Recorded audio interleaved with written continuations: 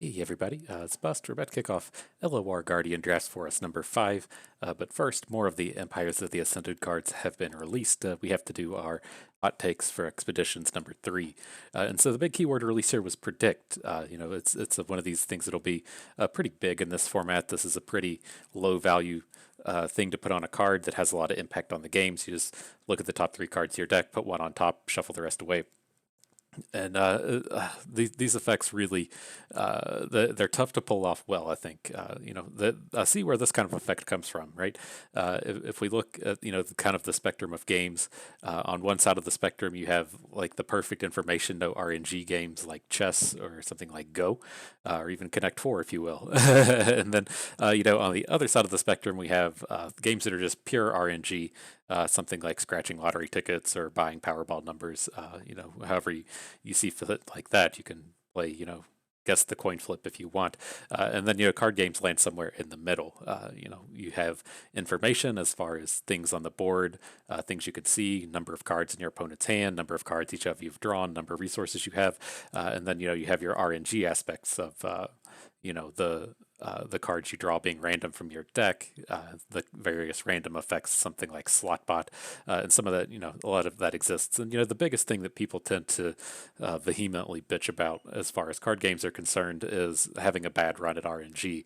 And so whether or not that is, a bad coin flip from one of your coin flip cards, a bad draw, in Magic, if your lands didn't come together well, or you're playing a 3-card combo and you only drew 2 of the cards, or whatever it is, it's the classic place to bitch about as far as these things are concerned. And so we do see effects like predict come about to try to smooth out the RNG. And so in Magic, we'd see things like Scry.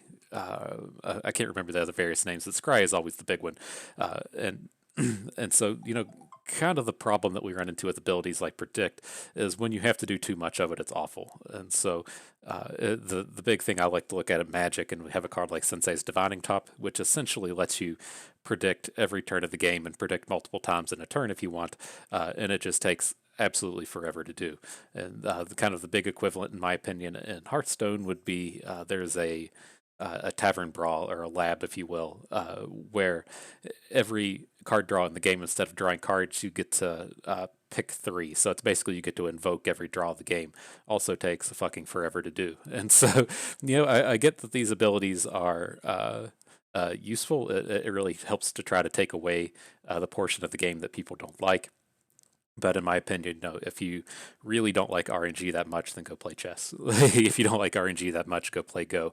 That's always the thing I tend to bring up whenever people are complaining about RNG, and then it tends to shut down the conversation quickly. And so it is nice that these kind of effects are around, but get ready for those 12, 15, 18-minute matches when your opponent's just running the predict deck, and you have to sit there while they reset their timers over and over again, deciding how to set up the top cards of their deck.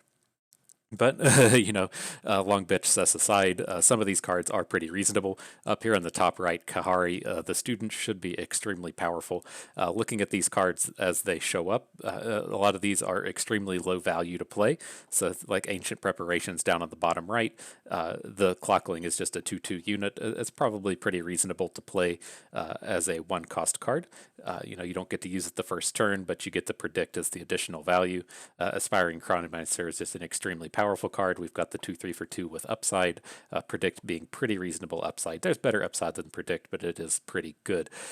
And so I assume that Kahari at common, being a 4/4, is going to be pretty powerful. If you remember to the days of yesteryear, if you can rewind your clock 6 months ago to the 4/4 Loyal Badger Bear, he was absolutely dominant in Expedition, and I would expect Kahiri to do things very similarly, especially given that a lot of these cards that we've seen out of Shurima have been extremely overstated. I shouldn't say extremely overstated. That's a little hyperbole there, but they have been larger than the other factions units. We don't quite know how these are going to play out, but they do seem to be as though, one of their, kind of bonuses or perks is that this would be a faction that tends to have larger units.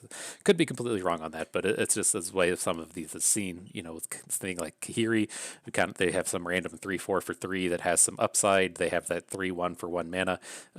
Just units. It's either just power creep or this is just a faction that has bigger units than the other one. And so, I mean, they all seem pretty reasonable. I do, have a slight worry about some of these cards. We also see like the fourth one over here, the Xenotype Researchers. When I'm summoned, grant 3 random allies in your deck +3/+3. Abilities like this tend to be pretty powerful, especially in Expedition. It shouldn't be as bad as running into a Avarosian Outriders, which tends to just immediately take over a game. But it's pretty close, especially if we're doing a bunch of predicts and we're getting multiple opportunities to draw multiple +3/+3s. I have to assume units like this will be pretty good. And so we'll see. I mean, we see cards down here like the Preservarium, the landmark that draws a card, 2 turns later draws another one. I tend to think cards like this are probably pretty bad. I do love me a bit of card draw, but this seems like a bit of a stretch as being good. And then we'll have to see how things like Promising Future pan out. This seems a little. It seems to me like it's typically one of these cards that's extremely good or extremely bad with nowhere in between. We have these effects to where you play Promising Future and it just wins the game, or it's just probably one of the worst cards in the set. We'll have to see how it goes. There's usually no middle ground for cards like this, but as the hottest of takes I have from these set of cards, get ready. If you're playing your games while you take a dump, you might have to be ready for that 18-minute dump whenever you run against the predict deck. So it's just the way life goes sometimes. Am I right? But nonetheless, here we are. Let's jump into this LoR Guardian Drafts for us number 5. If you're not familiar with how we do this, LoR Guardian shows us these values over top of each of the card packs. Not exactly sure how they calculate them, but it should kind of indicate which of these is the best. I think it has some kind of algorithm as far as win rates go and the cards in the pack. But nonetheless, we're going to be taking the one that has the highest value because it's clearly the best one. And so then, much like we do with the left pack drafts, we're just going to let the LoR Guardian do this for us. And then as we get to the trade picks, we take those on our own. And so we can try to craft our deck into something reasonable and good. But nonetheless, I'm extremely surprised to see this Arachnophilia Draven be ranked higher than the Black Mist Nocturne. I think the Black Mist Nocturne is easily one of the most powerful card pools in the game, if not the actual most powerful card pool. It is just so extremely easy to get a very good Mist Wraiths deck together in the Black Mist. And so if, we talk about some of these decks just needing like 10 cards to be good. Like a Callista deck can easily be good with just 10 cards in it if you just hit some Blighted Caretakers and some Neverglade Collectors and some Rekindlers. You got a pretty good Callista deck as long as you don't murder your curve. Much of the same thing applies to the Black Mist. It's just much, much, much more powerful and much, much more aggressive. Just run out there and draft every card that says Mist Wraith, and you've got a pretty good deck on your hands. And then pretty reasonable start nonetheless if you have to pivot into either Fearsomes or into Nightfall. Reasonable start with the Stalking Shadows and some interactive stuff. This is the pack I would take if I was just wanting to go to 7. And so it is going to be the Draven here. This Fiora would be okay if standalone still costs 3 mana. Just not a huge fan of standalone at 4 mana. It really killed the card when you can't bank on the first 2 turns, then play Fiora on 3 with a standalone. But this is a reasonable start with a Draven. He tends to find himself in go wide strategies to where we're going to try to get a completely full board to where, crowd favorites can play extremely well in that situation. And so we'll see how this goes. I'm never opposed to drafting a Draven, and let's see who he gets paired up with. We've got the 86 here on the Hecarim. Not exactly who I would be taking. Ideally, in this kind of scenario, I would just take the Taric. This is going to leave us in these spots. We talk about these spots a lot to where, we don't like drafting a champion first that has to be a support champion. We want one that can either build around on their own or synergize with other things. And so if we want to take any of these cards, Draven can still be reasonable, right? A 3/3 quick attack for 3 mana is a good deal, especially when it does the spinning axe generation. And so Draven can play well either on his own or if we paired him up with this Taric. And then this Taric's good, plays well in the aggressive decks. Taric is a powerful build around on his own. Even if we don't build around Taric, he works very well with Draven. At worst, if we're just maybe discarding discarding a Spinning Axe to Taric and spreading that out twice, that's not the worst thing you could be doing. So it tends to play out reasonably well with Draven. Down here, wouldn't recommend the Mega Keg Gangplank. This could be okay to a degree. There's a lot of very cheap units within Bilgewater that play well with Noxus units. These Draven decks tend to be pretty aggressive. But that's just not ideal in my opinion. It's not like there's not enough synergies there, especially in Mega Keg where we're trying to actually generate these powder kegs and do things with those. And so if we're going to try to do the powder keg theme, I tend to want to be paired up with like Piltover, where we have a lot of damage-based removal. We can have multiple ways to take advantage of those powder kegs. So things like Chempunk Shredder, Electrostatic Shock, or at worst just a Mystic Shot. But, the only real damage-based removal in Noxus has to be things like Whirling Death, and so there's not a lot of good choices for the powder kegs. But nonetheless, for some reason, we're going to be playing this with Hecarim. We'll have to see how we can pull this off. In my head, I could kind of envision, it's like, well, we've got some cheap units here in the Warden Spray Soul Shepherd. Hecarim's a pretty reasonable piece of top end. I think the reason that we're probably seeing it like this is this can kind of get you into a spider strategy, but these synergies here are quite low. I would certainly much rather be picking this Taric. So let's see. I have a feeling, and a hope I should say, that it's going to kind of direct us into a spiders deck. We're already starting with spiders here in the Arachnid Sentry. Draven pairs up with Elise out of Shadow Isles, and so we should be seeing some amount of spiders cards showing up. And here, this is a reasonable set with the Brood Awakening and the Onlooker. Hopefully, it'll help push us towards being in the aggressive side of things. My big concern always with these LoR Guardian Drafts Forest runs is that, you kind of see a lot of power level in the expensive cards. Like, if you see something like a Savage Reckoner, playing games you play Savage Reckoner probably has a higher win rate than games where you play Warden Spray, just because you play it less because it's so expensive and it just ends the game as soon as it comes on the board. And so I think, some of these more expensive cards kind of get skewed up in their power levels. But nonetheless, this is a touch of an unfortunate one here. I would love to pick up the Legion Drummer with the Weapon Hilt. Just passing out these quick attacks is extremely powerful, and then Weapon Hilt plays quite well with the quick attacks. And so Draven and the Legion Drummer unit both love picking up this +2 attack.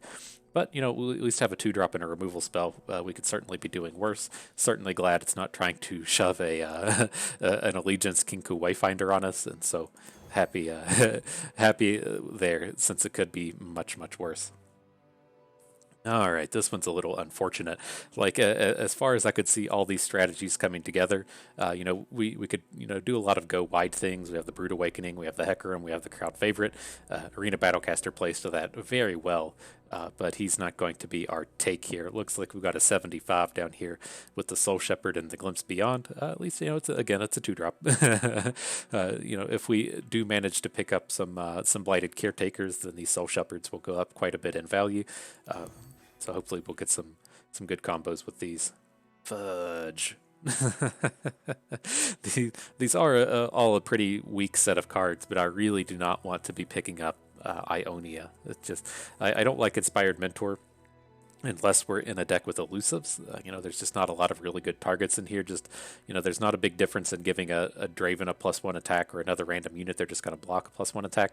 But at least we have a concussive palm to go with it. Ideally, in this kind of situation, given the way our deck's panned out, I would probably want Scuttlegeist Mistcall. Scuttlegeist could be okay in these go wide kind of strategies in the late game, since we tend to have a lot of units that just come out here and die. And so, like, a lot of spiders out of Brood Awakening. Maybe we get stuck playing a Haunted Relic that kills off 3 units. We have a lot of ways to take advantage of Scuttlegeist. Or, we at least have a Combat Trick Challenger unit down here. But it's not what we're doing today. Today we're picking up the Ionia. See if it's going to push us into into Sparring Students, which it is. It's going to shove us into the Sparring Student deck right here. Reasonable set of cards. This is actually, now that we're kind of stuck in Ionia, this is what I would ideally want to be taking. Cards like Blade's Edge are too bad. I don't really like having multiple Scorched Earths, and so picking up 2 1-drops is kind of useful here. the harrowing, please. We gotta wait on these things to finish spinning. All right, all right. So we don't have any ways to take advantage of Deathmark. We're gonna have to try to trade this away pretty quickly. The only way we can even cast it at this stage is if we're attacking with a Hecarim. But the harrowing is just so incredibly powerful. You tend to win every game that you're just able to play this, and so always glad to go and pick these up. Okay, I wonder how it ranks Pesky Specters. It looks like it's pretty low. This card is garbage. But nonetheless, we're at least picking up a bit of a removal down here. Can't complain about that too hard. Arachnid Horrors are always great, but I don't like Phantom Pranksters. Okay, alright, well, not the most exciting stuff, but it's passable. Jeweled Protector is kind of needed here. We are getting a little bit light on top end, and so glad to be picking one of these up. And then reasonable one drop, I guess. These other packs were reasonably weak.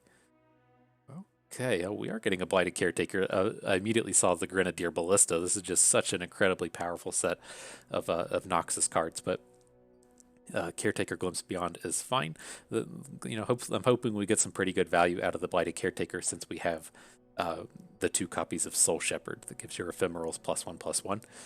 So hopefully it'll be good. I would ideally prefer the Grenadier Ballista, but not as bad as things could get. We can't really complain about those. Okay, all right, a bit of the spiders theme. I don't think we'll see too much of the spiders throughout this trial, but we do have a little bit of a spider theme. We have the Sentry and the concussive, or not concussive bomb, the Brood Waking up to this point. Just glad it's not trying to give us more death marks. That would be that would be painful. So it's looking good. Our curve is looking pretty decent up to this point. No complaints to that end. And again, if we're able to keep continuing on this go wide strategy, Keeper of Mass Stirred Spirits is pretty reasonable. So this is the best curve I think I've ever seen out of one of these LoR Guardian Drafts Forest trials. Okay, and then these cards are kind of turdy, but at least we're picking up a Will of Ionia. Just a little bit of interaction. Our removal actually looks pretty decent here. We would like to have a Vengeance, or even a Crumble, just something that kind of deals with anything. So we didn't see any of those in this trial anyways. But, assuming we ignore Deathmark, having a Fervor, a Guillotine, a Scorched Earth, and a Concussive Palm is pretty reasonable interaction, all things considered. And then Will of Ionia helps add to that. And so, okay, and then kind of the way we have to go about this is the first thing I'll be looking to do out of these trade packs is just to get rid of anything that's not playable. We've got 2 here, but Deathmark is just way more unplayable than the Highwayman, and we are picking up a high quality piece of late game in the Neverglade Collector, and so this really does help shore up our late game here, which is where I think that we're actually kind of weak. Brood Awakening's not like really good here. Jeweled Protector, we don't have very many elusives to give this ability to. We're kind of stuck really just hoping we can level up a Draven with it. But the Collector plays extremely well. And these kind of go wide decks as a way to close out the games. And so extremely happy to go and pick that up. It's the highest rated one there as well. This is pretty choice. So, even though this isn't a regular expedition, we do still have to go and level someone up. I wanted to see if what we had multiple copies of. I felt like that was probably the easiest and best way to go about this, and it looks like Soul Shepherd, which I'm on board with. He probably needs leveled up at some point, or it looks like a she, I guess. She needs leveled up at some point, and if we're really going to take advantage of these Blighted Caretakers, then I think the Soul Shepherd is a good choice. There you go. Welcome to Club Premium. As you could see in our previous trial, it really matters. I felt like we might have been the first person in the world to, what is it? In the previous trial, we did the 4/4 elusive for 5 mana that attunes. I felt like we were probably the first person in the world to go and turn that premium. We took that one to 7 wins, and so going for these offbeat cards kind of helps a little bit. Makes them perform better, and so always glad to go and level those up. I'm glad the new cards are coming out. We're getting pretty close to running out of commons to level up, and a pocketbook was going to start paying for it. So we got these new cards coming out here in about a week or so. Give me another set of commons to keep leveling up. So, all right. We got this Zed Callista number with some Freylord in it for something. Interesting choice. So let's at least start with the Sparring Student, see if we can't play on curve here.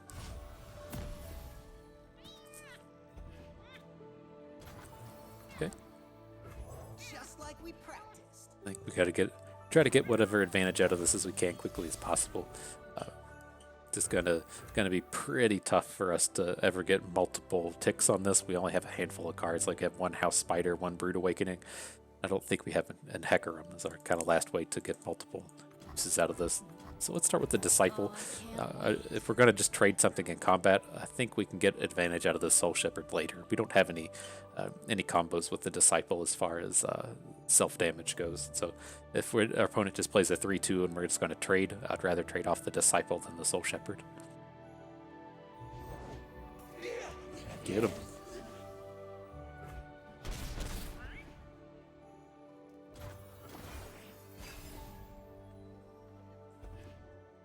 Speaking of the combos, why don't you just pick them right up? Kind of just want to bank here. Let's do that. Let's see where that gets us. I often advocate making this block, but we don't have any way to really interact with the 4-3, and so I'm going to let it stand. And, you know, I don't really know what this guy's doing here in his Freylord Ionia Shadow Isles deck, but it doesn't seem like there's going to be a lot of ways for him to self-sacrifice this Cursed Keeper. That's what Callista does, but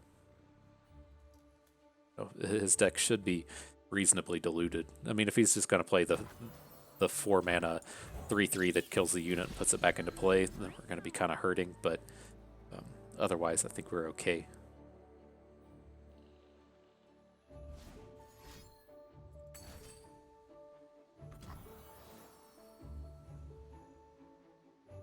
Technically counterspell this with Nox and Fervor. That seems pretty low value. I think I want to just hit the 4-3.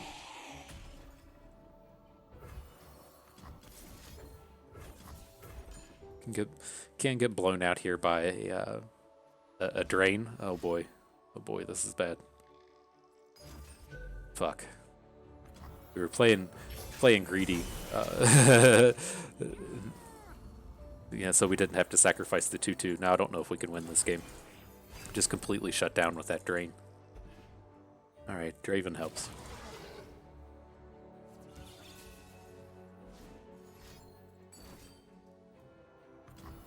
Okay.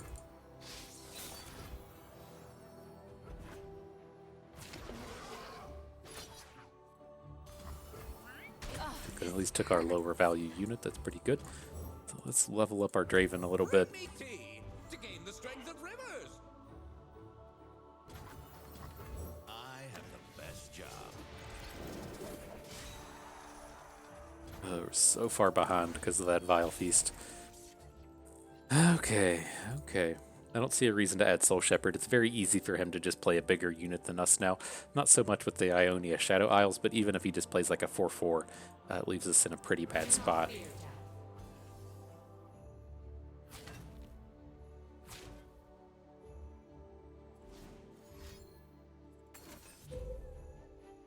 Okay.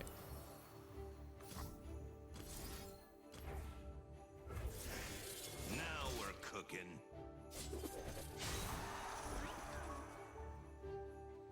Let's keep this as clear as much as we can. I think that, you know, when we have a Nox and Guillotine in our hand, hanging on to Scorched Earth isn't a big deal. Since they do essentially the same thing. Can't imagine this guy's going to play a landmark.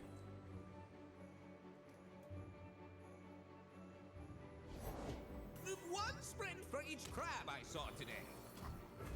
Does death follow me, or peace?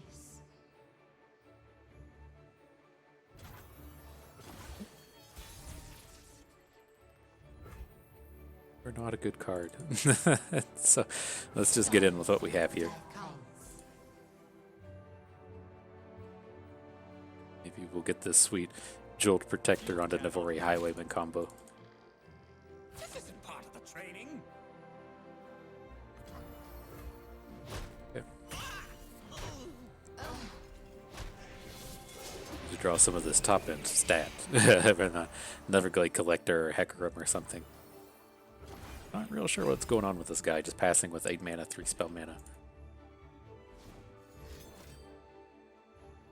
Just like actually all combat tricks, but if he has all combat tricks and didn't deal with our Draven, that's pretty suspect. Oh boy. Why wouldn't you just copy your other Spectral Matron and hit for 1,000,000?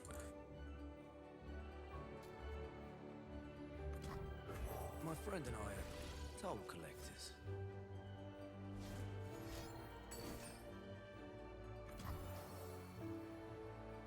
Okay, give up on this one. I don't know if we could have even won that without that Vile Feast happening, but that completely shut us down. I still think it's okay. It's pretty tough to have a removal spell that you can play there, but that was certainly crushing. Man, why is it making us get rid of Soul Shepherd to pick up Caretakers? That's who I want, but I really want to keep both of those Soul Shepherds. Tough. I think we can get rid of Inspired Mentor though. We just don't have any good combos with this thing, and as you know, not exciting as Brood Awakening is in the late game.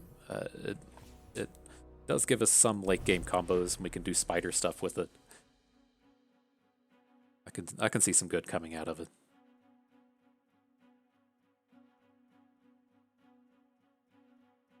Oh, the Ionia! What a crushing Ionia pack to have to put in our deck.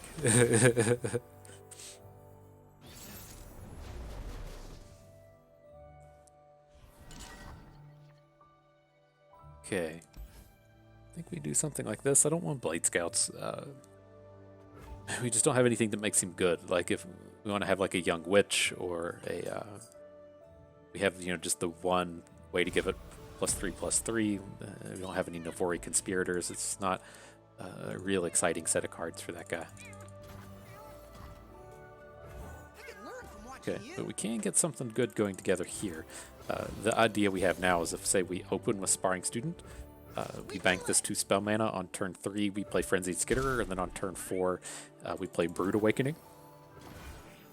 And that's a pretty big chunk of aggression that we're able to pull off here. Reasonable chance he just plays something and we blank it with a Skitterer. What?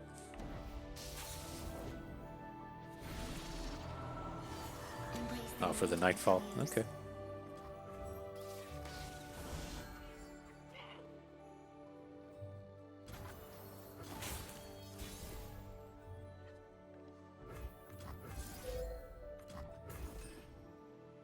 Right, so I mean, if he wants to take the value block with the Felios onto one of our units here, pretty okay with that. There's the combos. Such combos.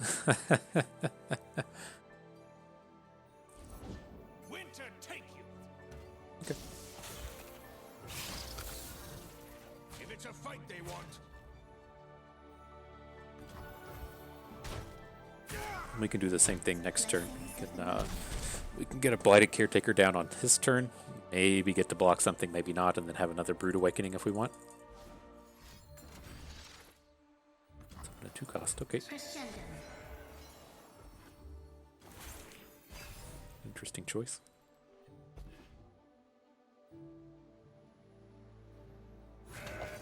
Absolutely. Take whatever combat trick you have. What? Actual what?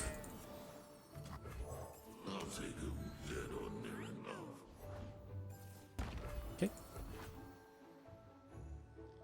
About to get rolling here. We got to try to take this over quick.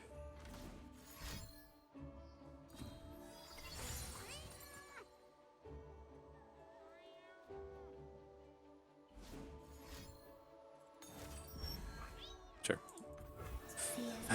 This is scary. Like ideally we would. This is a spot where we probably just have to Nox and Fervor as a Felios, but if he has like any combat trick, it's just so bad for us. I don't think we can do it. But I mean, what do we do if we don't? Like our units are not very good at this stage.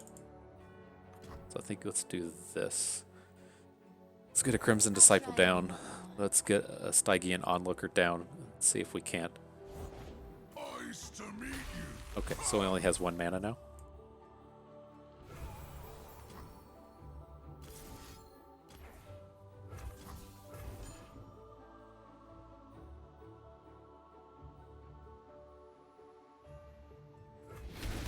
Okay, so not ideal. We just have to kind of stop here. I don't really see how we win this game without it being on the back of a Jeweled Protector doing something, or if we can just stall for Neverglade Collector forever. But we can hopefully do some stuff here. Silent. Oh man, he snapped it off. Did he pick up the silence? Yep. All right.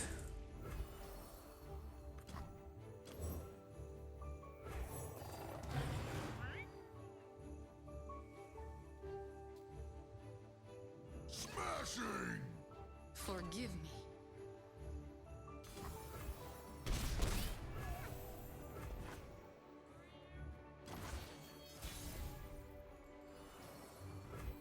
Okay, so that'll buy us a lot of time. Just doesn't really help us win the game. Do we have anything to do other than just Will of Ionia Trundle? I mean, I guess we can wait and see if he plays something else. So he probably just wants to play Ice Pillar, but then after that, I think we can still manage some things here.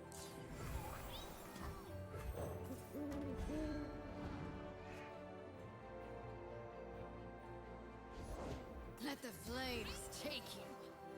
What did that? Why did this only cost 1 mana? Oh, we got 2 mana back from the Veiled Temple.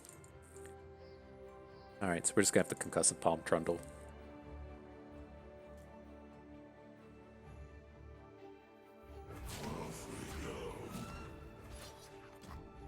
You'll do something like this. He's gonna put Trundle in front of our 7/4. I mean, this is brutal.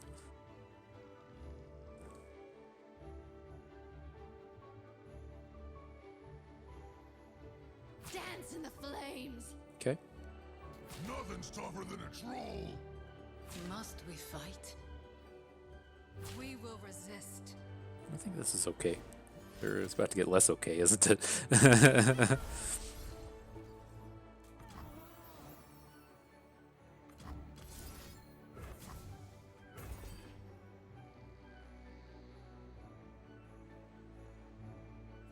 Breathe it in. Sucks to let Is that missing out on this little value from the Crimson Disciple because of his Ember Maiden, but it's okay. I mean, he's got 2 bad units on board. His late game's so much better than ours now. I don't think we can win this without crowd favorite. It's like we're doing well as far as the go wide strategy is concerned, but he does have sisters? you know, these 2 units taking up space on his board. Oh buddy, oh buddy.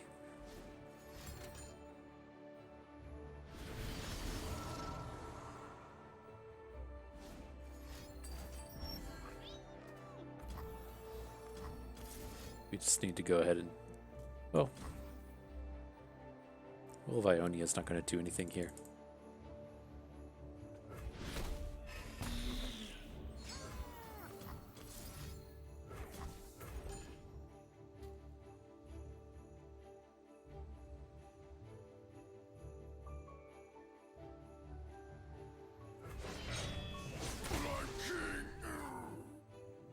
Alright, well this shit's about to happen.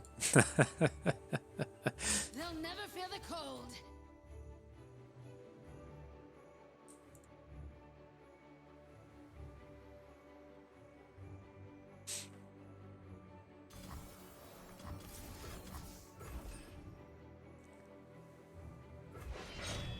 Burn them all.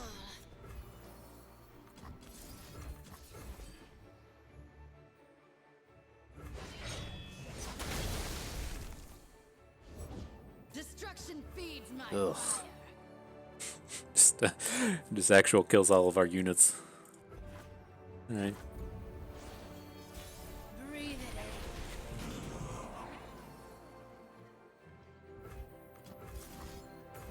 in. Top-notch play Navori Highwayman is. Always happy to draw Navori Highwayman. Said no one ever. Do not fear death. He's real incentivized to hang on to his Ember Maiden here, but he's going to take a big chunk of damage if he wants to clear out our board.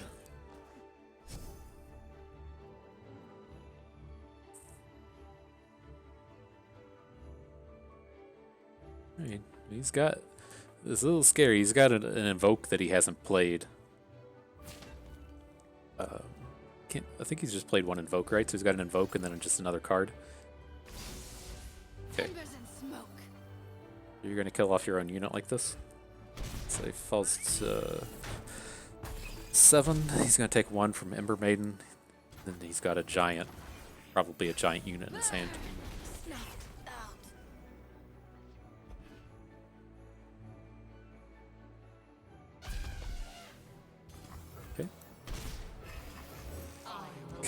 Do we have anything to boost this with, or do we want to get an open? We probably have to just go for the open. Chunk in a couple damage.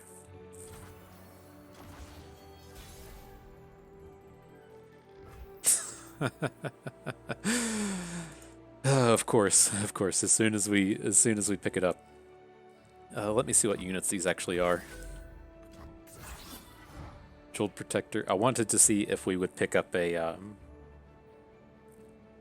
what's he called? A Neverglade Collector. Why are... Oh, those are ephemerals. God, this would be so over if we just had the if we hadn't played that Highwayman. I think we still just have to do it.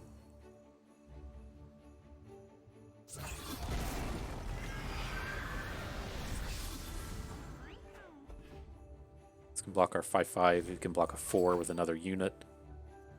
Okay. Okay. And we're looking to deal 12.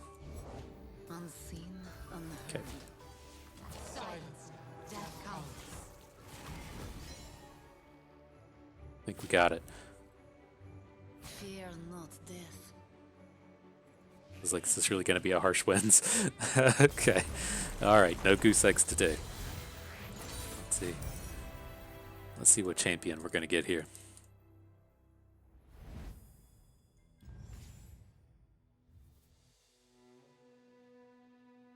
And a Zed make an appearance, but no, it's going to be another Draven. Okay. Looks like continue to push us down this Spiders theme. We've got a little bit of Spiders theme going on here, and so it's a nice, at least a little sub theme that we could try to pick up. And it's got some go wide stuff as well, you know. House Spider making 2 units, Brood Awakening making 3. Something to help us take advantage of things like Neverglade Collector and the Ogre, what do you call it, crowd favorite. So, alrighty.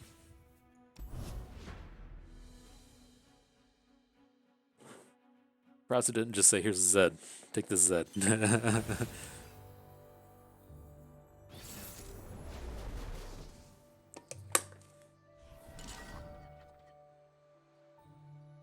Alright.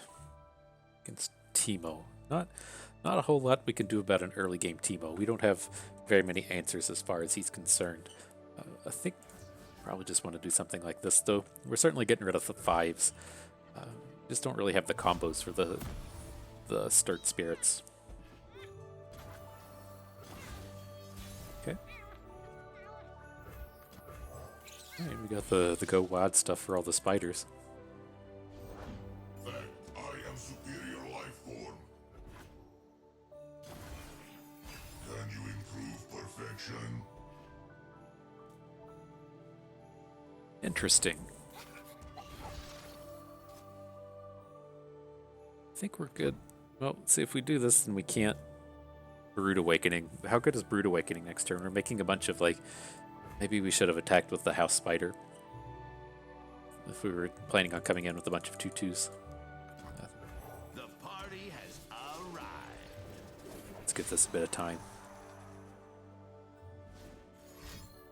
Safety disengaged. Rise. This is good enough as a 5/4, right? Very tough for him to get 4 attack in front of this thing. Destiny awaits. Good. I was gonna say that was a bold move. Interesting with the Jeweled Protector. Now that we can say Jeweled Protector a crowd favorite. Let's do this. Let's see if we can get his ballistic bot forced into combat.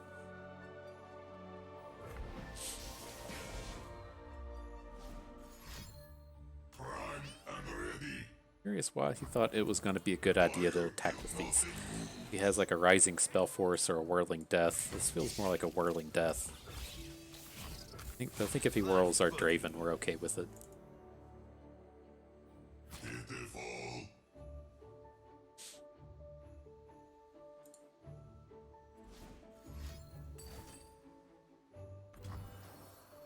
Okay.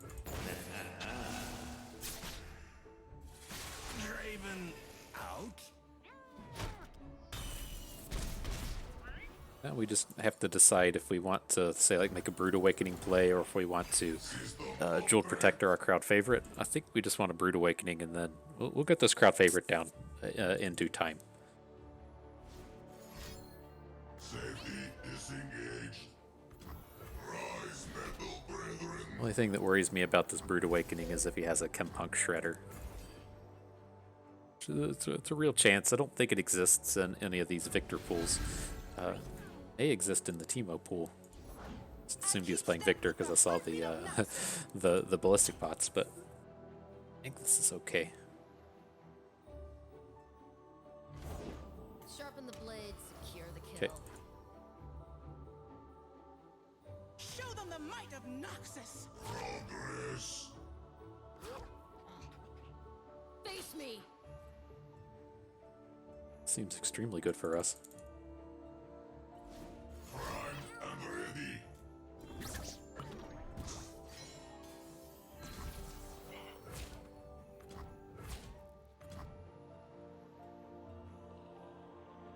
Okay. Remember me. I didn't give his. I guess it makes sense. He didn't give his quick attack to the challenger, but System upgrade. it's good. Blighted Caretaker, how do we get you down? We just gotta play it. Well, we're 1 mana of all this being very good. we went to both Caretaker and play crowd favorite. Or I think we need to open though. We can try to do the Caretaker thing next turn. I like this. He's gonna have to get this ballistic bot involved in combat soon. Put on me mask, secure me tail, start today. Aye, roar.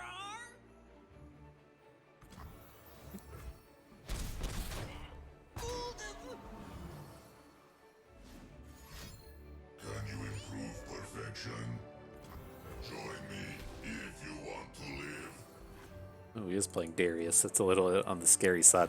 I was thinking of, when we were ever going to use this Will of Ionia. And then I noticed we're getting down here into into the old Darius range, which is kind of scary. We'll probably have to save the Will of Ionia for that, but I mean, Humanity is we could also just, if we're just going to try to play a big crowd favorite, just bounce whatever's blocking our crowd favorite. It doesn't seem like we're going to need to do that, though. prime and ready.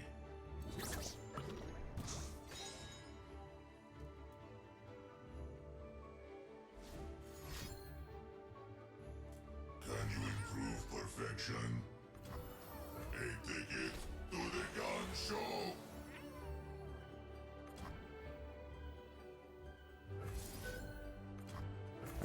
It seems like these are just in never attack mode, and so let's add the Brood Awakening. Maybe he's going to prove me wrong and attack now, but I think that we're going to be able to just add a big crowd favorite, close this game out. For glory! You're mine! So we should bank, right? If we're wanting to do this Will of Ionia crowd favorite play, then we're going to need to have the additional mana next turn. Otherwise, it'd be at 8. The people are my strength. So he can Thermogenic Beam out of this, but otherwise should be pretty tough for him to do something here. I got ways to find me mushrooms. Noxian strength. Seems good. So ordinary.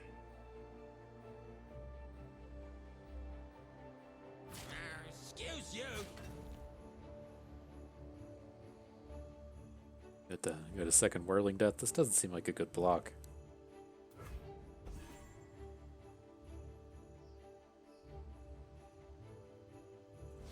Can you improve perfection? Okay, so he's just giving up now. This doesn't do anything. I'm ready. I guess he could make a bigger Whirling Death if you want to look at it that way. Pitiful. Inferior design. Okay, good game, friend. Oh, we just don't even have to play anything. Take him right to the 0. Good note, we had an extra 6 damage in hand.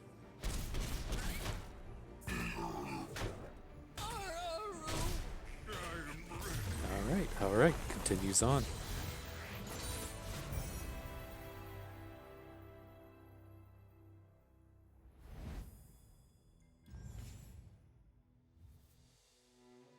Cool, a chance to get rid of Navori Highwayman. I hate this card so much. It's such a bad card. It's just, I like to talk about the skill testers on occasion, and the cards, like Pesky Spectre is what comes up the most frequently. Like, if you're not familiar, like skill tester is what the developers of Magic would call like a knowingly bad card, right? And so it was kind of on you as the player through kind of like self-discovery to find out why a card was bad. And Navori Highwayman is one of these cards that I think it is bad, but I like how it, it plays to some certain themes. It has places where it could be good and kind of a hand buff strategy. That's what Discipline Z does, to where you're trying to boost the size of all the cards in your hand. And I'm cool with it in that sense. There are combos that you can find with this. It plays well with Sparring Student. It gives Sparring Student two ticks. And so while I think, Navori Highwayman is a terrible card, I do like that this exists. As it's not good, but you can find at least, ways to minimize its badness. As to whereas a card like Pesky Spectre, it's just, extremely bad most of the time, but at least put it in something like Afterlife Callista, where, that kind of sacrifice your own units theme lives. Don't just add it to like 7 card pools just because you want to get the new cards out there. So glad to see that Pesky Spectre got removed from a lot of the card pools in the most recent patch, and the same with Monkey Business. Both of those cards are just so extremely bad.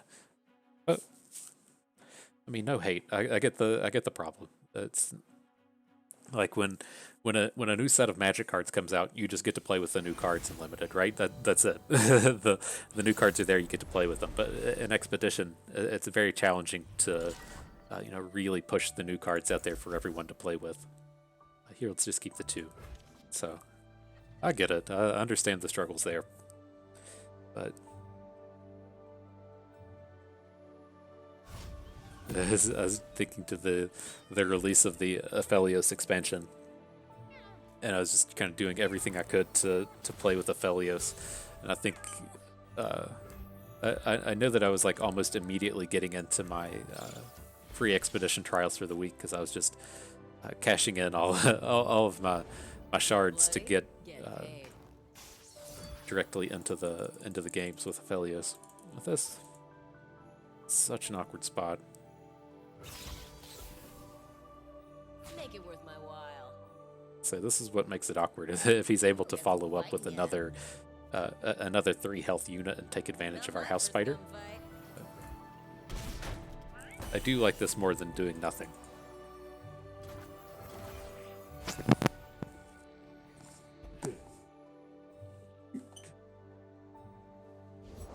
Flavor and spice.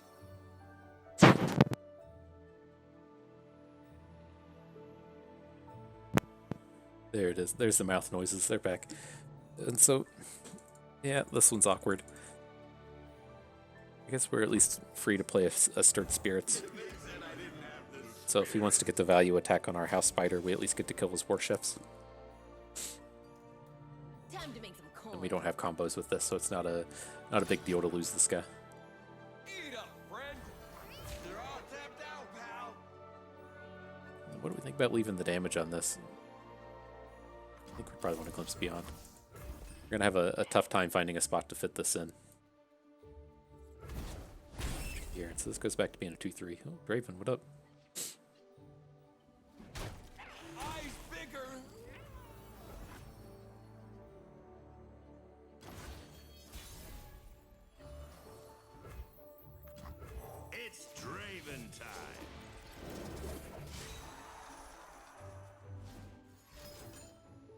Okay.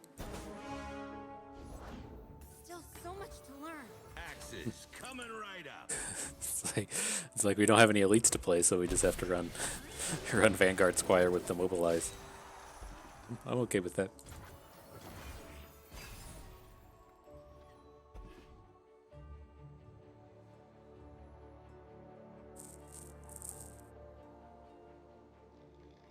Now, what I'm kind of thinking here is he probably just, if he makes a big play, like plays a big unit, then we'll probably just want to stun spider the big unit. Otherwise, I don't think we're ever going to really get much value. Well, the Brood Awakening should still be good. So if we play like Stun Spider, Sentry, and then next turn Brood Awakening with the 2 spinning axes, I think that'd be pretty powerful.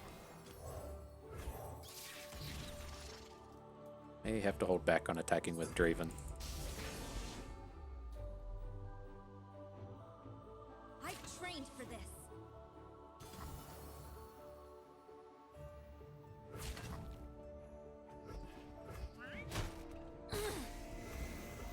We're in the, oh no! We'll just bank the mana, so this will still be the same thing.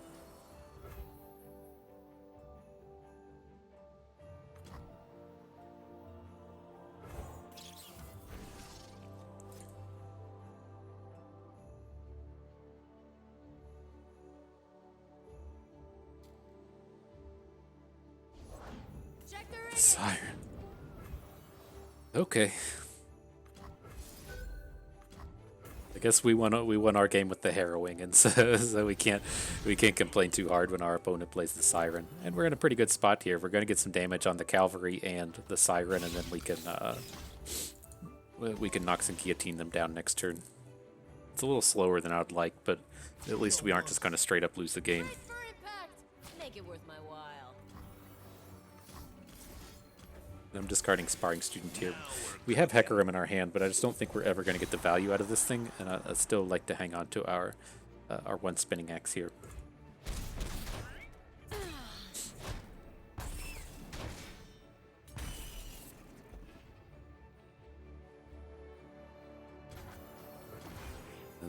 The delightful thing is he should be playing his Misfortune before he attacks with the Siren, so we should get to guillotine this before he attacks. Fortune favors the bold.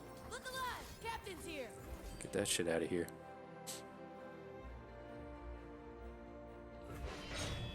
Abandoned ship!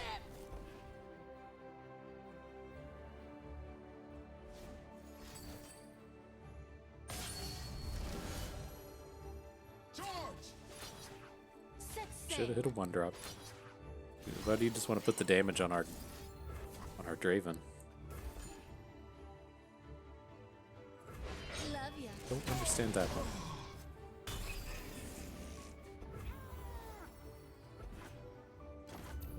So now our new question becomes like, can we win this game without doing big things with the well, this makes it easier since we can Brood Awakening crowd favorite, but the thing I was considering was if we need to like Jolt Protector our Hecarim as a means to win this game.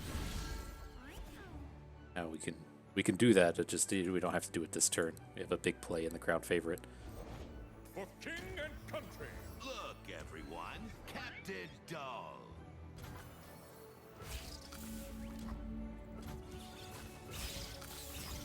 God axes need victims. I stand ready. Fear is the first. So that should be lethal if nothing else happens, right? We got 3, 4, 5, 6, 7, 8, 9, 2 through Garen. Yep. Right. All right. Well done, spiders.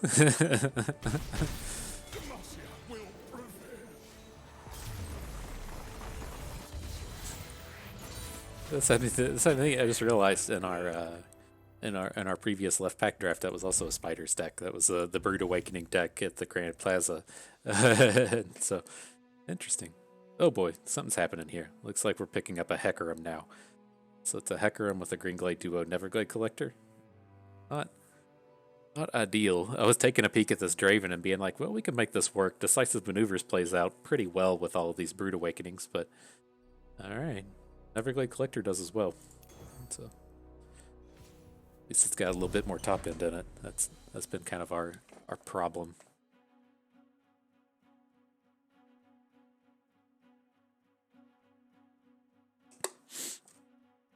Man, it's been so long since I've drafted Hecarim outside of the intent to just play Zed decks. He tends to he used to have some really cool strategies until new cards came out, and he just wasn't as good as he used to be. But we used to play these decks to where you would just make a bunch of copies of Hecarim, and so there was like the 4/4 for 5 that copies a unit in your hand. So you just make copies of Hecarim that way and just play him over and over again. Then you'd use things like Shadows and Dust to put multiple copies of him into play. Lots of cool stuff you could do with Hecarims. It's not quite good enough anymore. This card, if you're newer to Runeterra, he has been nerfed up and down because he was arguably the most powerful champion of just the Foundation set. Not anymore, at least in Expedition. I don't think he gets played in Constructed either, but glad to give him a little opportunity to shine out here. Spilled paint is just accidental art. That's what he discarded. Oh, Dust Petal. Okay. Oh, you're interesting. Makes sense with Zoe decks. Well, he's playing more Misfortunes than Zoe. I guess he could be at 2/2, but Just a little something I like to call fun. playing all these cards before he gets Zoe on the board, though. Could shut this aggression down quick if we could ever play a Brood Awakening.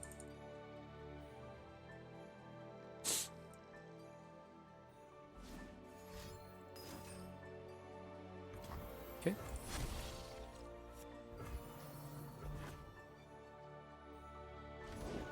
Who's on top of the bounty board today? Alrighty. So we're going to take a big old chunk of damage, but hopefully the Brood Awakening Neverglade Collector combo will be enough to pull this back.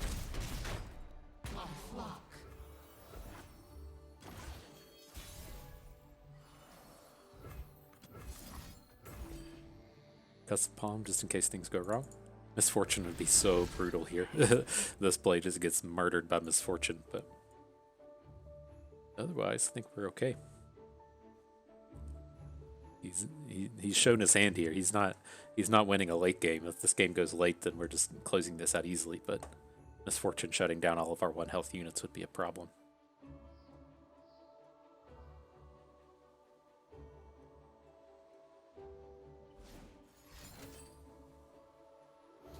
Dodged her for a turn.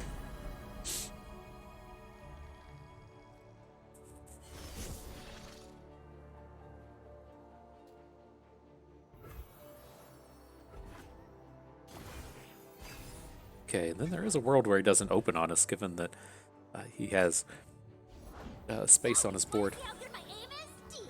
Logs, where are you?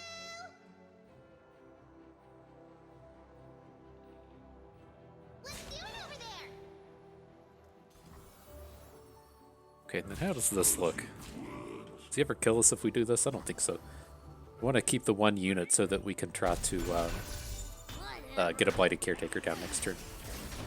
I think we're pretty okay. Concussive Palm, anything he tries to do in his attacks. I think this looks good now.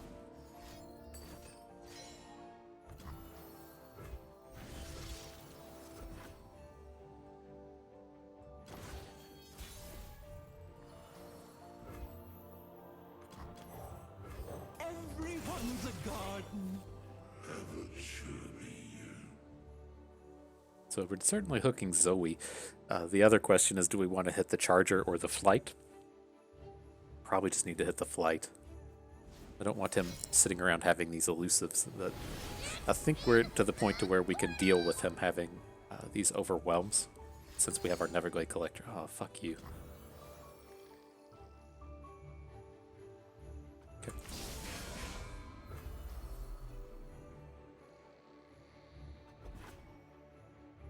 Dude, that was not part of the plan. I still think we're okay, though.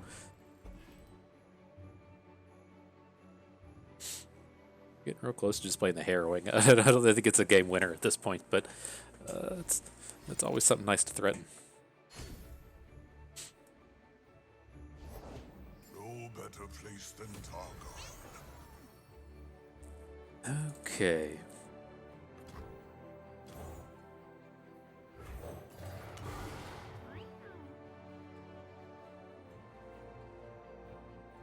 take some damage from Rummel, but we can take him down with the Jolt Protector. We can stop this 4. I think this is okay.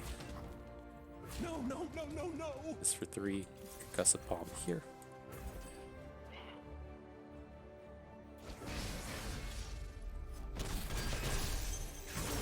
Okay. Just gotta win this one quickly.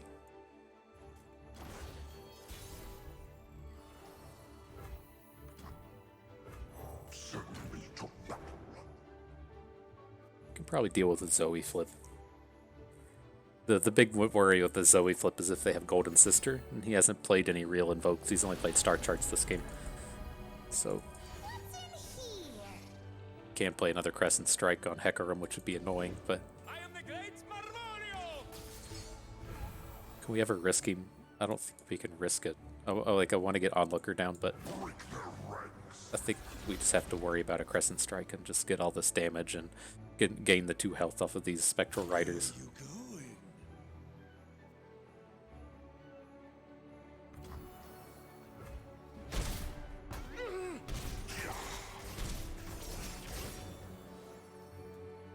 Okay, we can get blockers now. We can add a House Spider. I think we're okay.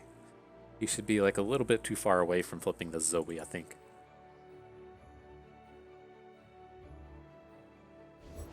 The ocean whispers her secrets.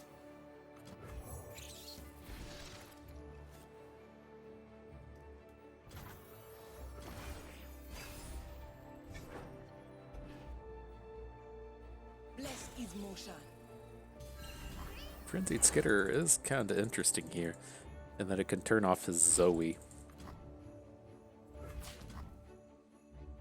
Getting real close to just lethaling him though, right? We got this Glimpse Beyond in our hand. If we just lose 2 units, he's gonna die.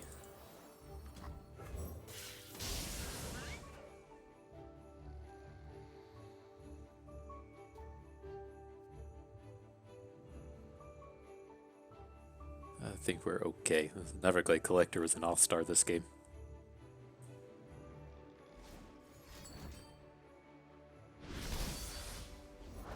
You're so much tinier than my space doggy. I salute you! The universe demands change. Okay, alright, we got that flip in.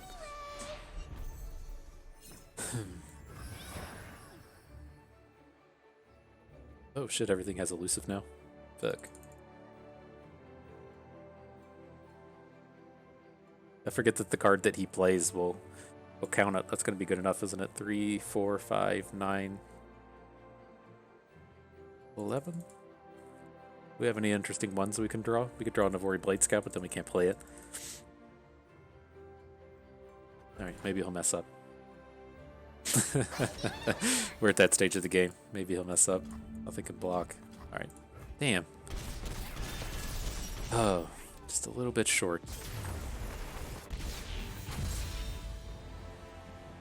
Could have played that a little differently, though. We could have tried to play towards the...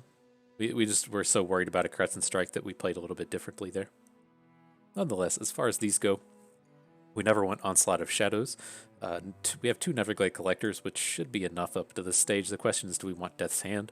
And I'm kind of okay with this, just as another interactive element. It's not particularly good in our deck, but we don't take real good advantage of Glimpse Beyond here. Okay.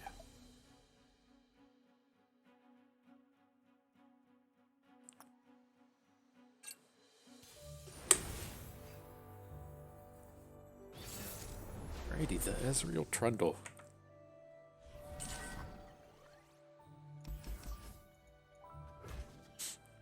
I don't really like starting with Stun Spider. Okay, that's reasonable.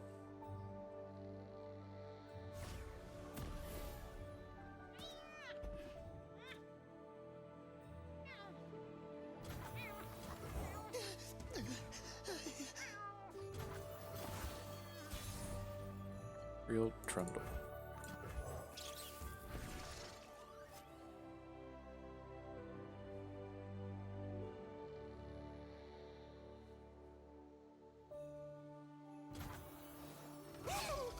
Alright, do that aggro thing. Mystic Shot something, that'd be absolutely delightful to me.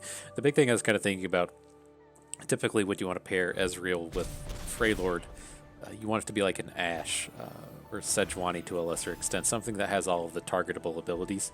It's not something that really exists in the Trundle decks. Destruction feeds So. my fire. Okay, well, I think we're okay just to bank here. We can lose our 2 units, which is kind of unfortunate. Then we can Sparring Student Brute Awakening. Wonder if he ever just takes that humongous chunk of damage, though. Probably doesn't. It's too bad that we're a little bit off of doing this. The Cursed Keeper Caretaker. Check out these moves.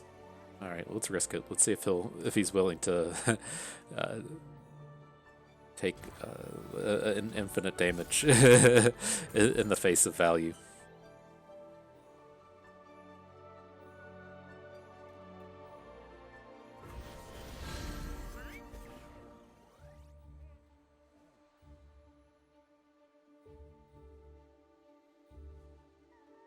You just changed your tune. Changed your tune, didn't you, bud? Avalanche. Oh, Mystic Shot. Okay, that's fine.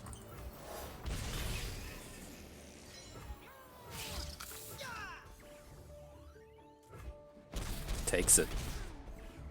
I like your boldness. It's a bold strategy, Cotton. Let's see how it works out for him.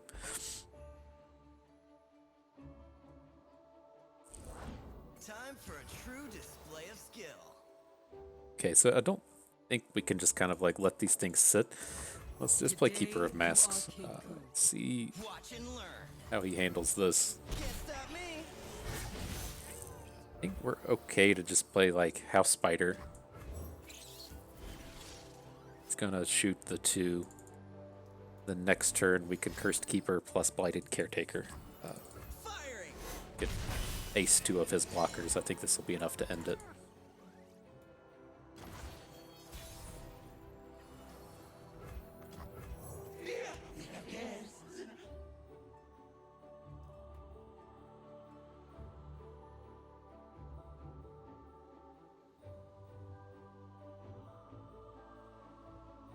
I think we're good here, right? This is the best Cursed Keeper of 2021, since I never play it. It simultaneously makes it the best and the worst. How y'all doing tonight? Okay. Interesting. There you are. Surprised. I mean, he seems to have some kind of answer to our 4-3, which is a little scary, but I think we have enough time to just durdle around here and then get the Harrowing down, assuming like he plays Get Excited on the Abomination or something. Guru follows. Gotcha, yep.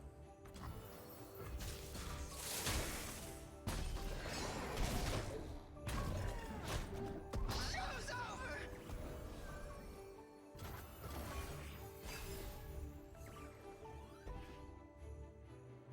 Well, Hecarim's a reasonable play.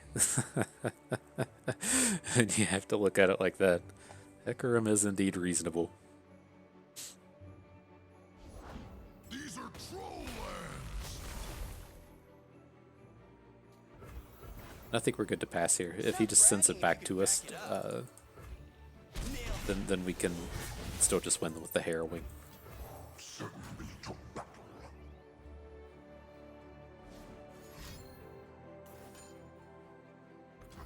Oh, we want this unit to die. Kill our little 2-1, please. Don't play more gotchas.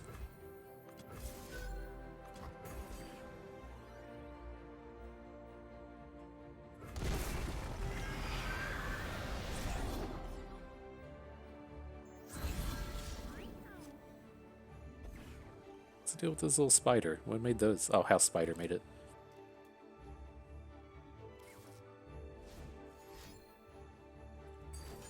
Trundlequake, really? Okay.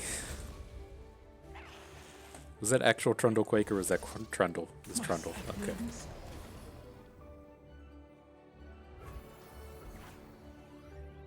Oh, we should have played green. Oh no, we just. I'm just trying to give him a shot, okay? We completely could have played Green Glade Duo and just won the game there. He was tapped out. But whoops.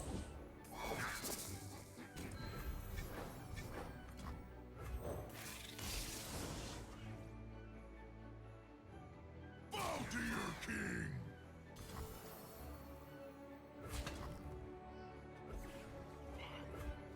Let's take this Scorched Earth while we can. This Green Glade Duo is 100% dead now. Oh man.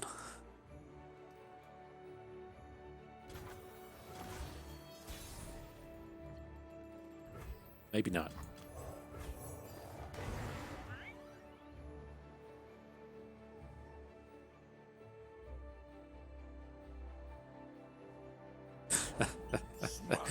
Okay.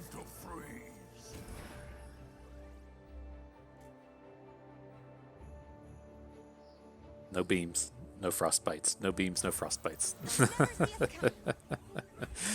All right. Sometimes you just get a little click happy. You get on here and start talking and shit. You just click a little too much. Alrighty, so who do we have here? We don't want Death Lotuses or Onslaught of Shadows. The question is, do we want to pick up the Rekindlers? And they do play pretty good in this deck. This was, when we played the Infinite Hecarim's deck, Rekindler was one of the few ways that you would go and churn your Hecarims back. Even at worst, if we're still just bringing back Dravens, that's good. And, you know, bringing back the Rekindler with the Harrowing, also pretty good. I think I kind of want to pick it up, but as our top end, I think our top end is probably good enough now. The Harrowing, 2 Hecarims, 3 Brood Awakenings, 2 Collectors, Jeweled Protector, crowd favorite. And then I do like hanging on to these Death's Hands so that we at least have like some kind of answer to Zoe or Teemo, just any of these early game plays. And so I think we can skip on the Rekindler.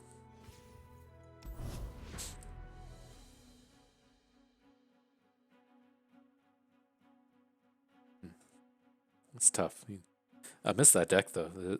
The Rekindler was the big one that you would use. I can't remember that thing that puts a copy of a card in your hand. You could use that 8 mana card someone played against us earlier that copies a unit in your hand. That was kind of like the worst way to do it. But you did have lots of choices as far as how you could go out there and copy your Hecarims. And then it was like from turn 6 forward, you just played a Hecarim every turn, and it felt pretty good. I think we want to do something like this. I don't really want the Crimson Disciple. We don't have any combos with it. Didn't pick up anything better, but I think this is okay. The question is, do we want to start with the Blade Scout now? Probably do. I'll just come in here and trade if he wants. It's tough for us to get good value out of this thing. We just don't have any combos with it.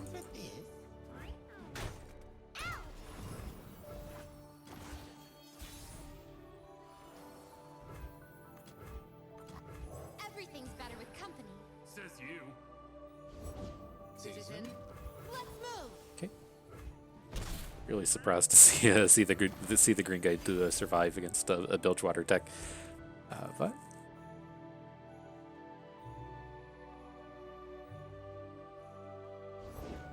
Yep.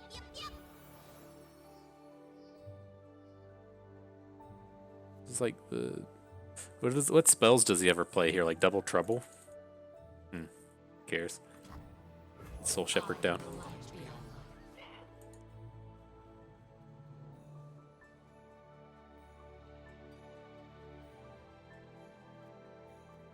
Not real excited about this Fizz, but the way this game's panned out, I have to imagine that that we are not the aggro. This Green Glade Duo is done for. It's jumping immediately in front of Fizz if we can. Hold up.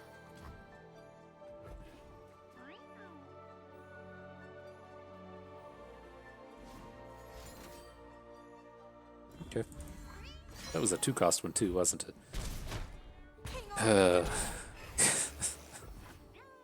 Okay.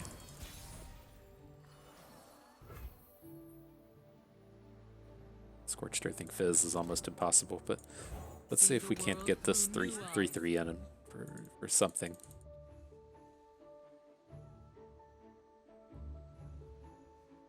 Get the old... I guess it'd only be a 3 for 2 if we actually take down his Fizz, but if we try to cast a spell on Fizz and it's successful, then we're in such a bad spot. That's about right. We just have to take her down now. There's a very realistic chance that he can flip her.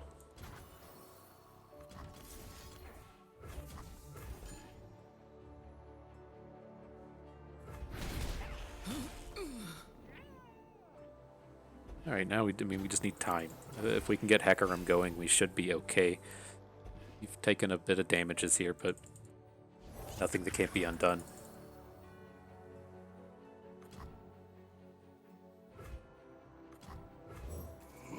This is okay. We're pretty healthy. We can take this hit. He has to play a spell if he wants his Fizz to get in, and this is his big source of damage.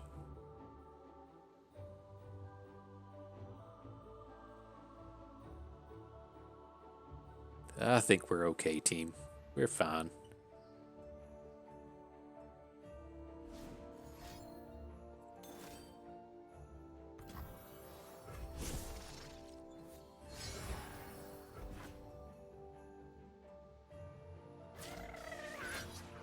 Oh no. Oh no.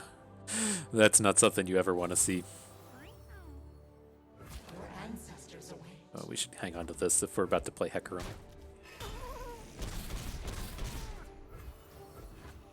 So we can take this down with Gotcha or get excited or something. This is so much safer when it has 4 health.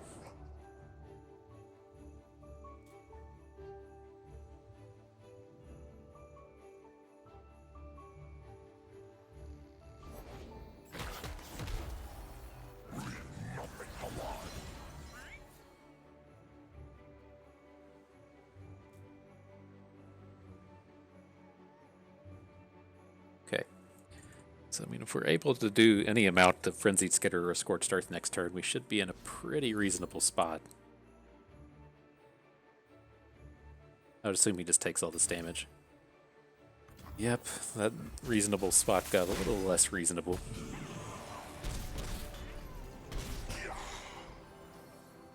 But if he opens on us, he has to draw a spell. We can... Well, he has to draw a spell either way.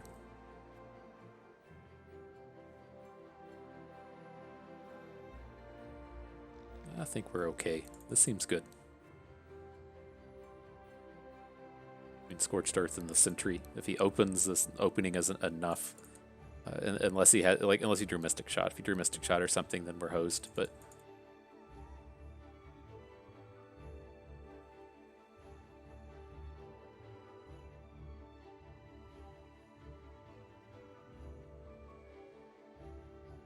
feel much better if he just played whatever unit he drew. Life would be so much easier.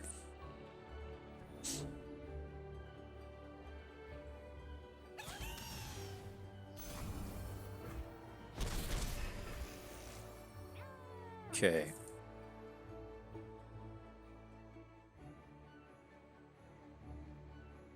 We should kind of want a Sentry Skitter next turn, but if we do that, we don't really want a Brood Awakening, so let's just try to take down this Fizz. See where that gets us. We can bank up next turn. Ow!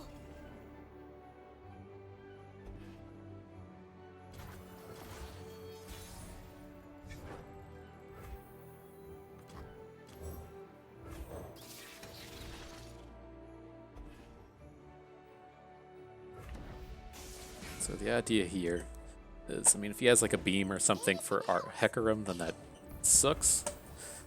But this is going to be, he should only be able to put 2 health in front of Hecarim, so that's good for 3. He should only be able to, he can't block the Skitterer with anything, and then we did, before we drew Will of Ionia, that was kind of the idea. Okay, so we've won. So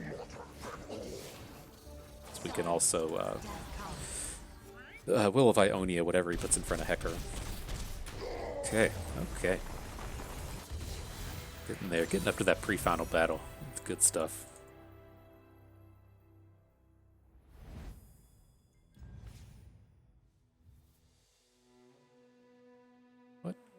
we have? I'm cool with getting rid of Blade Scout, but we don't really need more expensive cards. Armored Tusk Raider doesn't really do anything that Hecarim doesn't already do. And so I would like to get rid of this 1-drop, but that's not a super interesting one. I am kind of interested in Arachnid Sentry, just a good interactive unit that's also a spider, and I don't want to trade away Death's Hand. I think this is an okay pickup. It just synergizes so well with our deck. Might be a mistake to be getting rid of our kind of do anything removal spell, but we haven't had many times we could actually play the will. It's so expensive. All right, pre-final battle. Oof.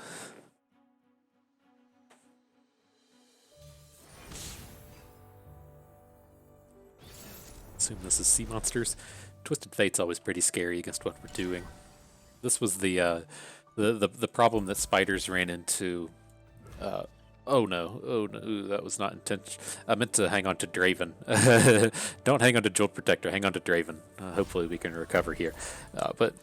No, the big thing that, these spiders decks, it's so based on 1 health units, and then with the release of the Rising Tides, there are so many ways to deal 1 damage between Twisted Fate and Make It Rain being new additions.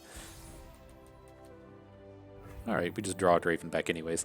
So I'm going to add Soul Shepherd, just since this, interacts favorably with his 2/1. Whereas if we play House Spider, the 2/2 is just going to come out and trade. So, alright. Death comes. Ooh, got some fight in ya.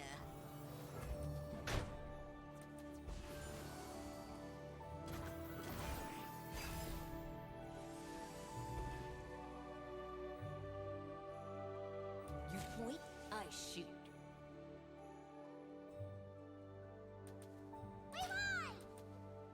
Clear out this board. You got it, boss. I want to go home.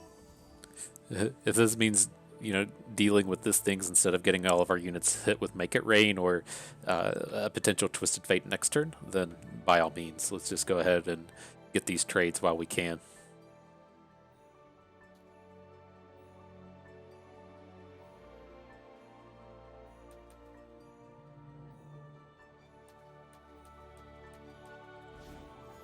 He's like, you're going to Make It Rain now? Pocket Aces, absolutely. Could not care less about that. Time for the main event. Alright, and this probably isn't really worth the Death's Hand. I'm leaning more towards just playing both the House Spider and the Conservator. Confine and contain. If he adds like the 4/4 here, it kind of stops our attack a little bit, but we still have cards that we can discard to Spinning Axe. The 4/4 being the Sea Monster. There's Twisted Fate.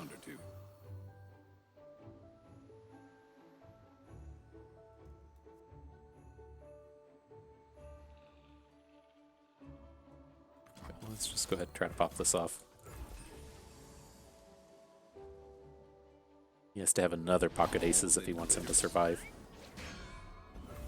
Track them down.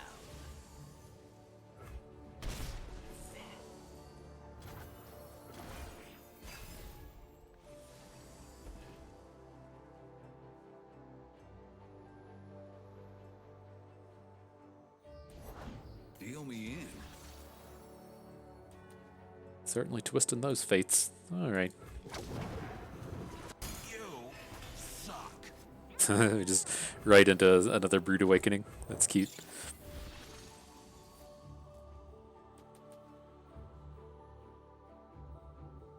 Lady Luck is smiling. Interesting. I'll take the bait, but I don't know why you would just attack with us into a 1 health. It's got to have another card.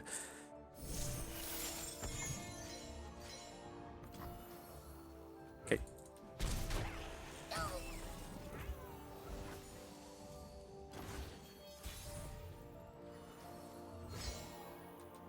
Okay, so then do we want to give our Skitterer the permanent bonus, or do we want to just boost these for 1 turn? I think we want to go for the big damage play here. So we lose out on, 1 point of stats on the Skitterer, but we get in a bunch of additional damage here. Okay, and that played out beautifully. Sucks that he gets to come in and you know, get the good blocks on our units, but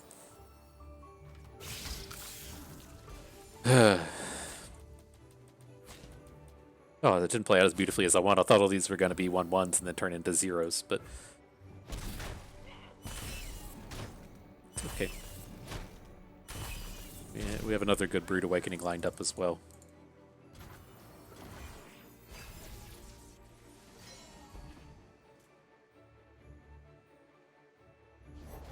A game. Go on then. Watch the I don't really want to spend Jolt Protector if, you know, we have like a handful of units with this is very good on, with Draven not being one of them. He's too hard to flip. You know, we'd rather be playing it on Hecarim, crowd favorite, or our elusive, our elusive package of Greenglade Duo. So I think we're cool to just add Draven. It's Draven time. We can try to get him in combat. If this gets into combat and goes wrong, it's kind of okay, but I'm kind of wanting to do what we did in the previous turn where we're playing Brood Awakening and playing Keeper of Masks next turn.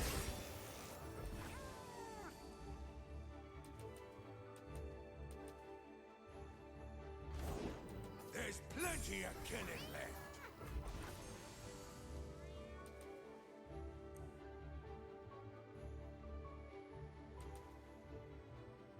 Give us some room. This is gonna hurt for you. Can't win. And then the idea with this is I kind of wanted to keep our Draven at 2 health. I wanted all of our units to be at 2 health.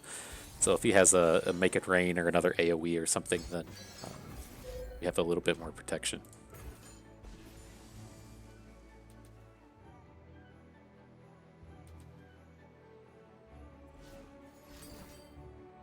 Okay.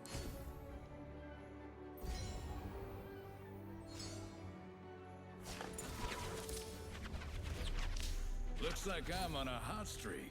That's on the scary side of things. I think it goes gold, red, or it starts with blue card. It's hard to remember. I don't think it goes gold, red, blue. I think it goes blue, red, gold in the order that the cards come out. But as you can imagine, red cards are are scary.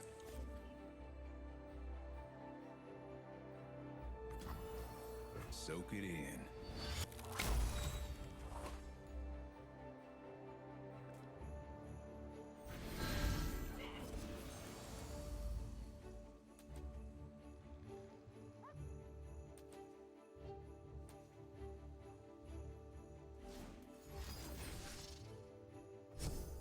Okay, so at least he's out of mana now. That was the big thing, and he should have to block with Twisted Fate here. I guess he doesn't technically have to, but that's the spot we want to put him in. So let's play Blade Scout. We're going to play Stirred Spirits. We're going to play Keeper of Masks. Everything's going to be boosted. Then we can boost up the Blade Scout with the Stirred Spirits.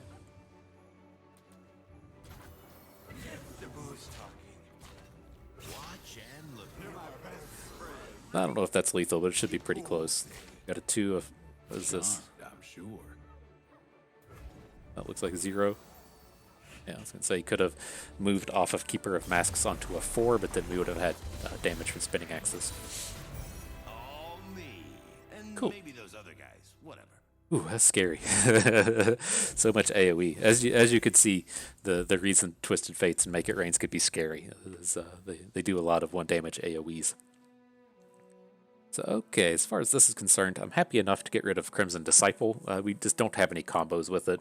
Brutal Hunter gives us some interaction that we're lacking. As you could see in that game, you know, the opponent plays Twisted Fates, and the only way we have to deal with Twisted Fate is 1 Death's Hand that we used, and then the 1 way to get this, Blighted Caretaker, to get Challengers. And so picking up another Challenger is pretty reasonable. Okay, don't want Thresh. Probably have to hang on to Nox and Fervor. And then Jolt Protector is pretty weak here. I don't like that we've traded out our 1 Will of Ionia. I felt that was good. I would like to pick up another one of these kind of deal with anything effects, but we don't have any good combos with Homecoming. We have some 1-drops, so it's at least 1 mana cheaper, but we want to skip that one. Maybe that was too greedy.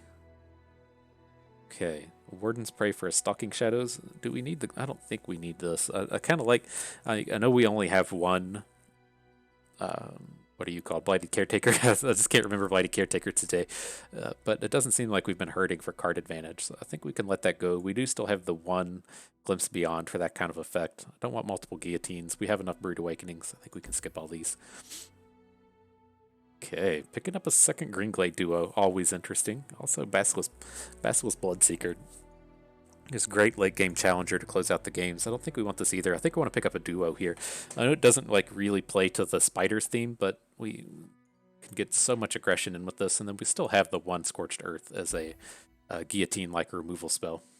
We can just pick up another Guillotine. Okay, let's just swap that back in. Alrighty, final battle. Let's do it. Oh.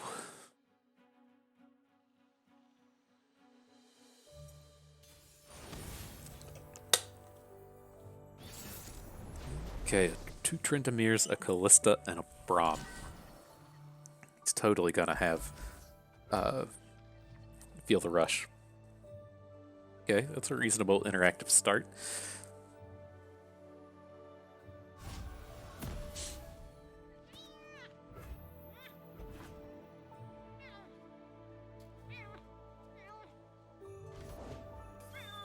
Okay.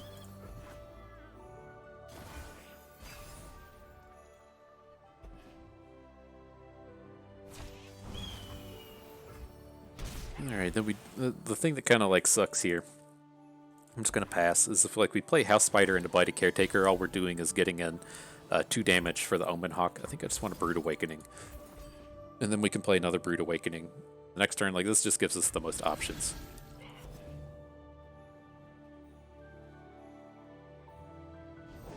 Gotcha. Over there. Okay.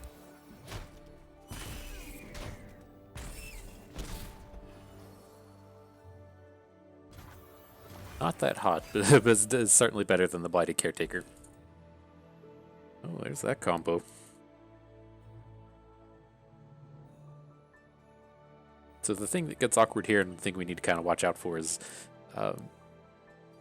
you need to have the space open for the Blighted Caretaker. So it's a 4 unit on the board max if we want to Caretaker plus Soul Shepherd, because we are also looking to play House Spider and Warden's Prey here. So let's see.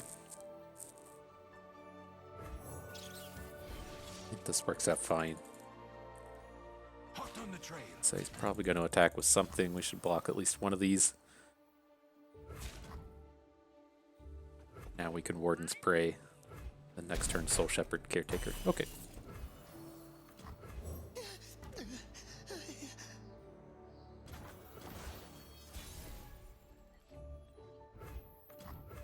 Does death follow me? This board's getting big though. It's getting a little scary. When they start playing Yetis, excuse me, we know that we're just gonna like have to start throwing units into it and hoping for the best.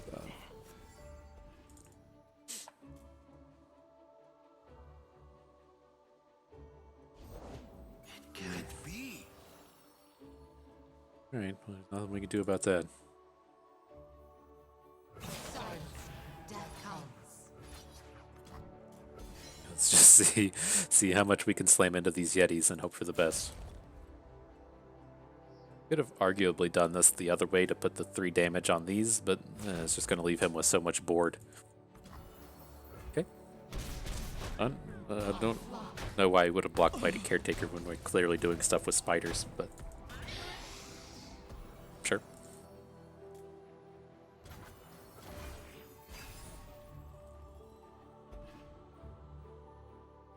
If he doesn't open, this turns into a pretty good board for us. Brood Awakening and Crowd Favorite next turn. So that's taken away from us. Okay, let's just risk it. Like, if it comes down to him playing Trentamirs, we've lost the game anyways.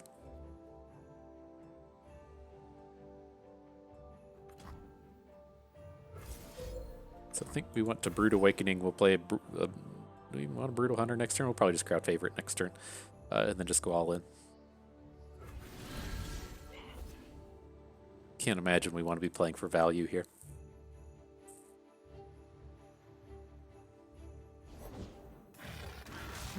That's the perfect answer. All right.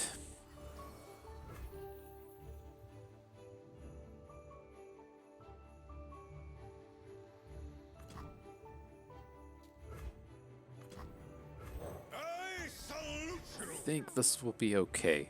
I think we're going to have enough time to get this collector down. This might be a little greedy, but we're in a spot where we have to be greedy. If he plays Tryndamere, we just lose. If he plays another Overwhelm, we just lose. I think we're going to have to get lucky in a spot to where we can remove enough of his board to where he... Okay. Well, there's that. I was going to say, we need to remove enough of his board to where he can't open attack, and then we need to get a stun spider down. But that open attack on his with his 2 Yetis was just too much for us to handle. It's just, that's a pretty brutal draw for us to have to deal with. But nonetheless, all things considered, I think this came together pretty well. I mean, when we're just taking whatever LoR Guardian tells us is the best pack, it's very it's very strange and unintended that we ended up in a Spiders deck for the left pack draft and for this one. But it turned out pretty well. This one turned out much better than the stupid Helia Grand Plaza deck we had to play. But this turned out reasonable. And, one of the reasons we kind of like to do this and what turns out here is, it's really easy to get kind of tunnel visioned on what we think is good.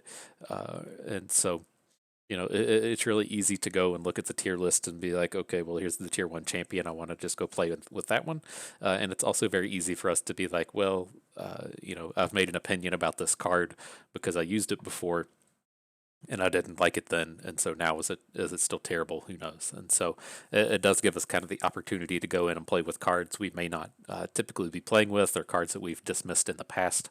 And the other kind of thing I really like is it really helps us kind of like define the strategies and try to pick out what we're going to do, and when it's not just directly given to us. And so it's very easy to see, oh, well, I took Draven first, and let's take the Spiders champion second. And so, what do you do if that's just not the option? That is what I try to like convey a lot in this work that we put out here. Is for the most part, if you look for expedition content on the old YouTube, it's the big streamers that have put together a few 7-win trials and presented that. And for the most part, there's a couple problems with it. You have this kind of hidden MMR, and so when one of these Masters level constructed streamers goes and jumps into Expedition, they're playing against their bronze and silver and gold level players, and so just from a pure skill standpoint, they're playing against weaker players. Not I'm just going to go ahead and say technical, someone that's in the top 100 Masters technically. Not technically as in let's make an exception, but like technically as a technical skill wise, they're much better than me, sure.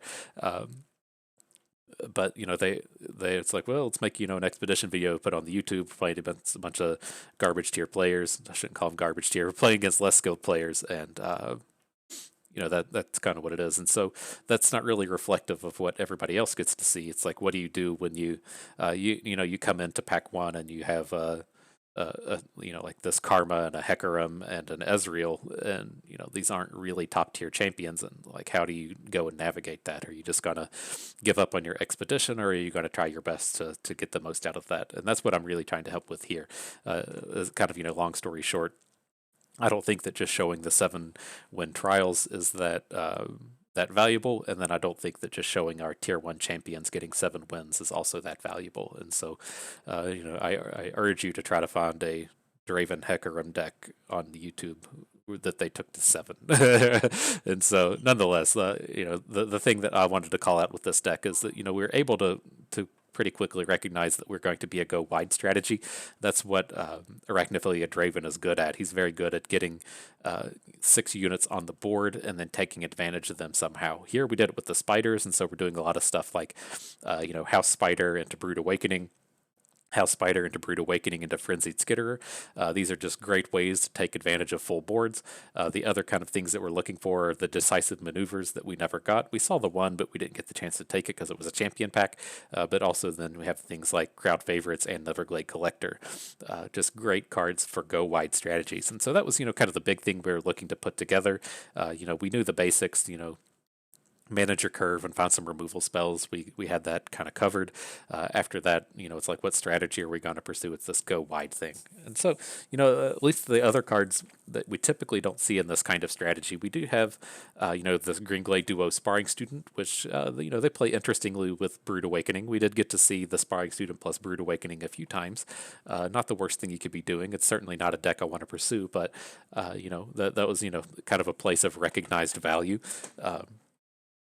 And so I was, kind of interested in seeing that. I'm glad we didn't really fully pursue it, but this is kind of one of the things I'm calling out. That it's like, how do we get the Sparring Student deck to being good? We've drafted the Sparring Student deck multiple times and have a few 7-win trials with it. You typically have to do it with Zed, but without Zed, how do you make these cards not worthless? We have to do something to make Sparring Student good and Green Glade Duo good, and then they are still decent with House Spiders and Brood Awakenings. It's not the ideal way to do it. It's no Zed, but we do have some kind of bonus combos in here that I hope that can be showcased a little bit, because these are the kind of things, this wasn't really a core part of the deck, but these are the things I'm talking about where we get value out of this. Is have we really ever got out of our way to draft Green Glade Duo with Brood Awakening? It doesn't seem like that great of a combo, but we at least get to try it in this sense, as opposed to just just kind of ticking off in the back of our brain that it might be something that we could pursue.